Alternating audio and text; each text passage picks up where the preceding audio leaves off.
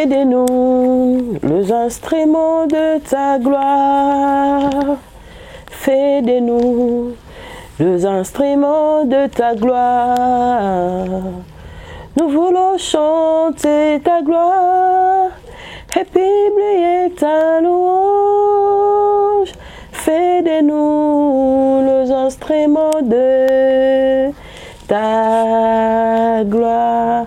Dieu, fais de nous, fais de nous, fais de nous les instruments de ta gloire. Jésus, fais de nous les instruments de ta gloire.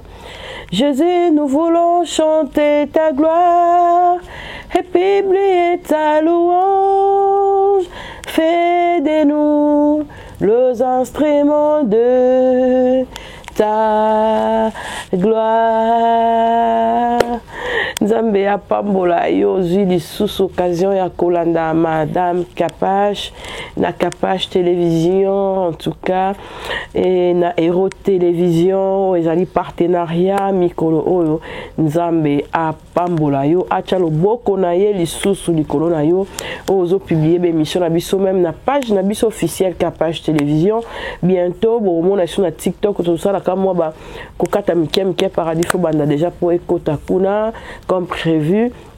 Merci na prophète des nations, papa Christian Jacob Kabamba pour l'opportunité de remercier parce que Moussa Nzambe azora n'importe qui te église ezora batu n'importe comment te tant basali choix ya maman Capache ezate ke ponga na l'équipe présentatrice nyo son nom ezara que bazo essayer ndeti ko tozo mekola pe ko partage akali ba Nzambe ezapelo comme ya bien parce que balobi matoi na biso à chaque fois eyo kaka nini makolo na biso etambola kapona ko kende wapi ndeti église na biso en tout cas ezali na ngona shaba kaka na place baliara ba Thompson webi shabat na shaba kaso na shaba otuni église na biso comité évangélique réveil des héros Ezawana, tozana Dallas, tozana Italie, tozana Okatanga, tozali na Kolwezi, tozana Lubumbashi,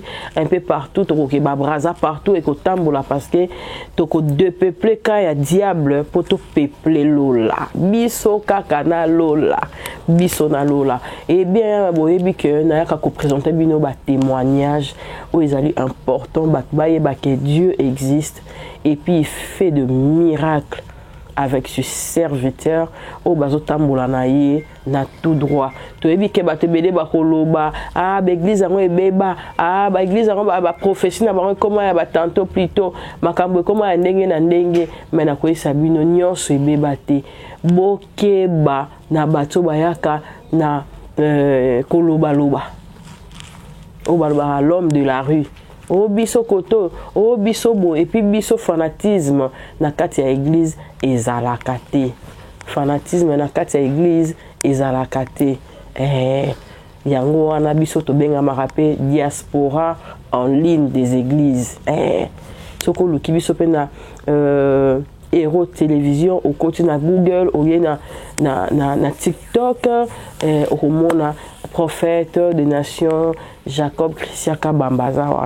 Et merci na communauté nyonso les églises réveil des héros ezawana baroyamba yo olingi oya okoma na biso obanda ko sambele pa na biso maboko ezali vraiment ya kofungwama. Et lelo tokozwa témoignage maman oyo moni mwasi akotanga makila ezalaka na ntango kala te lelo eza na bato pe basenyaka makila ebimaka kaka ba période na biso ya basi ekataka te neti mama oyo mbongo nini oyo ya dépensé te na hôpital nini basengi ete en plus soko za na bokono nyonso bakoyela yo okondima kaka accumuler mais pas Nzambe bafutela rango mbongo te et pas Nzambe service ya huile d'onction kaka ya pamba sambongo Nzambe ninga lobaka yela to yela emikumba de maman ayaki na église aye na kana ye ya perte de sang non le bébélé te tous on a un extrait à témoignage wana et puis tozonga pour na sala sous commentaire et puis na lendi sala sous ba na nzambe ba bazana ba doute que nzambe existe raté na beli na zona hôpital awa bat misusu bazali awa na zo ebate lokolo nanga oyo na zo ebate mutu passe nanga ko sila mukolo nini na zo ebate tension nanga nanya ako bikisanga. Dieu existe à travers ces témoignages et ko fortifie yo et ko édifie yo et ko pesa makasi ozongela nzela ya nzambe ba memona nganga te ba memona mbikudu te ba memona ba bikola raté. Dieu seul, le Dieu seul qui guérit et le Dieu seul qui sauve. On va suivre cet extrait du témoignage et puis on va se retrouver juste après. Vous vous rappelez de la soeur là qui saignait le mardi ici? Est-ce que le saignement n'a pas arrêté? Venez. Venez vite. Olobi nini? Pona nini olobi boy? Pona nini hein? Olobi même jour. Makila et Katani. Makila il y a combien de? Il y a 2 mois. Et Katana. Et Katani. Hein? Depuis le mardi à quelle heure? Loba. Loba. Après déclaration de mon papa. Oui. Vous avez une bande hygiénique. Oui. Pendant 2 mois. Oui.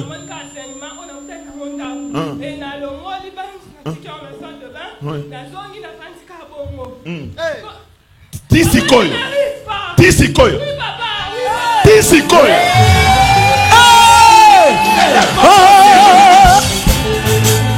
Papa, je peux expliciter ces cas ici. C'est pratiquement hors norme. Parce que c'est comme a déambulé chez les gynécologues ici à Kinshasa et ailleurs. Ils ont dépensé le premier rendez-vous $8 000. Deuxième rendez-vous $8 000. Il n'y avait pas la solution. Troisième rendez-vous $12 000. Ils ont même déjà versé ça. Hein? Oui. Wapi? Déjà à l'hôpital. Hein? Galema Center. Oui. Vous avez déjà versé? Oui.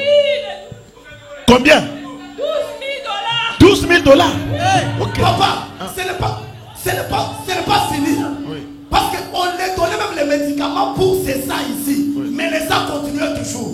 Les ça continuaient toujours. La sœur avait des douleurs au niveau du bas ventre comme pas possible.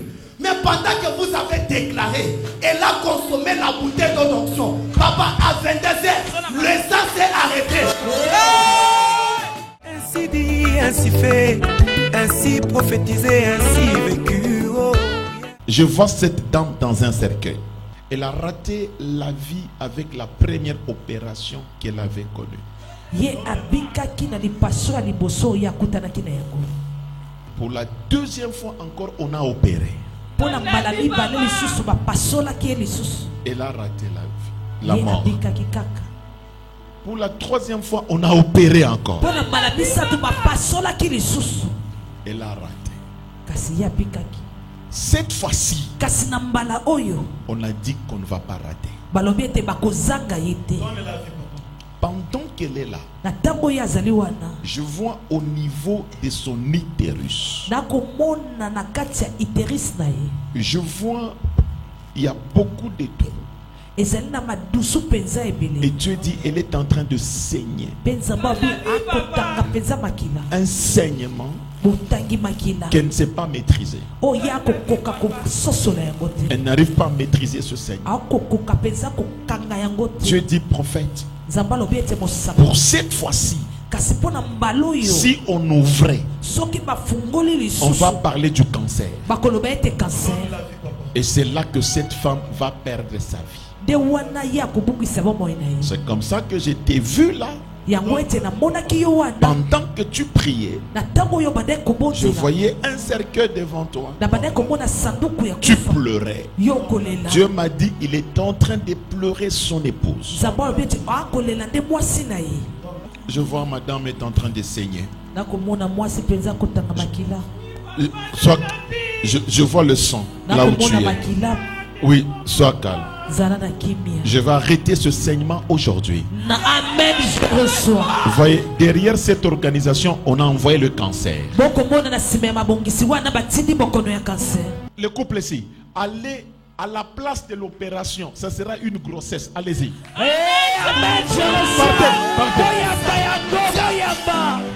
Ainsi dit, ainsi fait, ainsi prophétisé, ainsi vécu. Oh. Et pendant que je vous parle, papa, même les douleurs là au niveau du bas-ventre c'est disparu. Les douleurs sont terminées.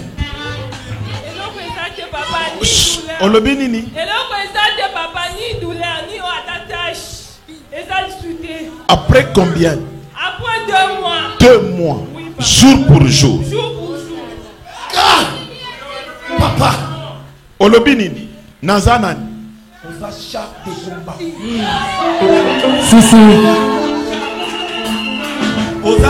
de combat, Soki papa Kabamba a l'équipe corona yo, et dans le char mobile l'équipe corona.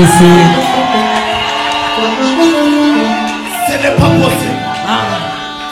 Et pendant 2 mois, et pendant les 2 mois, papa nana tara ban chez nous des pampers ça va bébé. On l'a dit pampers. Oui, la journée la chaise en même 8 pampers. La nuit la parole pas. 8 pampers par jour. Makila est aussi la cahier dans autres. Ndi makila est oui. Minga bazo koma bakisi ya makila batotema wana. Oui. Tozo somba zo mela ko ka ko mela ngoti kuto sangisango na ba secret. Oui. Azo mela ko kenda ko makile zati. Makile zo sila ezo bima ebele. Mais tant on déclaré mardi. Tozongi na tuni ndenge ni nabite papa na moni na zabi. Nalobi Charles de combat dans mon. Yes! Qu'est-ce qu'on peut dire de ces dieux, papa? Là où les dépenses se sont faites à l'hôpital. Imaginez, premier rendez-vous 8 000 $. Deuxième rendez-vous 8 000 $. Troisième rendez-vous 12 000 $. Mais l'autre onction, accompagnée de l'onction de Charles de combat, on vient de neutraliser l'écoulement sanguin. Votre Dieu est extraordinaire. Et au-dessus de la médecine. Vous savez, aujourd'hui même, aujourd'hui, moi le prophète, je dépose les enfants dans cette matrice. Amen, je reçois. Si ce sang est en train de couler, c'était pour bloquer la maternité. Et moi je dépose la maternité. Amen, je reçois. Ouvrez votre bouteille d'onction. Écoutez, ça c'est le vin. C'est-à-dire que la restauration de la joie. Alléluia. Amen. Là c'est le maximum qui doit remplir ce que tu manques là. J'aimerais de toi-même que tu consommes. Tu dis que ce que je consomme, je remplis la santé, je remplis les finances, je remplis tout ce que j'ai manqué là. Tu consommes, tu es en train de parler dans ton cœur. Consomme ça. Consomme ça. Consomme ça. Sois loué. Biso to modifia raté, to baki sa raté, to longola raté. Na baki na olobebele te, image et lobby na place nanga. L'église est bel et bien là pour nous édifier, pour nous montrer le bon chemin du Christ. Mingi babungi sa kondima. Yo ko cha kondima na ona ba pasteur, okocha kondima na ona internet, okocha kondima na ona réseaux sociaux. Te Bible zawana. C'est référé na Bible. Tozora tambiso mo ba chrétien to tanga ka Biblia. To luka ko ken église ba pesi verset ko komaka raté. Poto na ba jewana to komaka menanda ko to bois ki verset. To aka ko yo ka ba verset na église. Lelo biso moto na Nzambe apesa biso occasion ya koyoka e. Ce qui peut comprendre était au bengi pasteur. Papa côté na comprendre qui bien te animo de lion ndako. Papa verset wana oloba ke za verset ninyo ata pasteur te ata ba diacre na biso ba responsable l'église bazala wana pona ko aider biso. Ezarate kaka église sili to simizela to kiete. Ce que comprendre était ezara lokola na cour la classe zonga.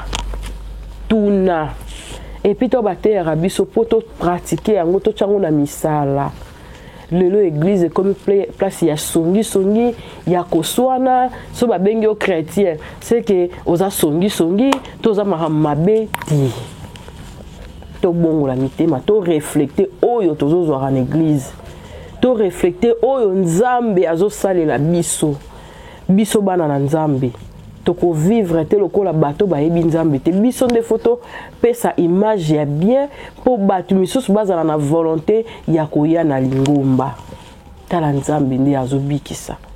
C'est Dieu qui guérit, c'est Dieu. Nakoya kobeta bino c'était oh prophète de la nation ndazobikisa de te ya za simple instrument o nzambe azo utiliser ya to ba isenga mama Kapage le qui sera extrait na ona Kapage télévision nabi Dieu bon ngai pe na chaîne nanga bo mona bino bezte bo mona te indi kuna e kuna vie privée te na préféré na zala na liloba ya nzambe parce que tango kobela tango koma na problème batunaka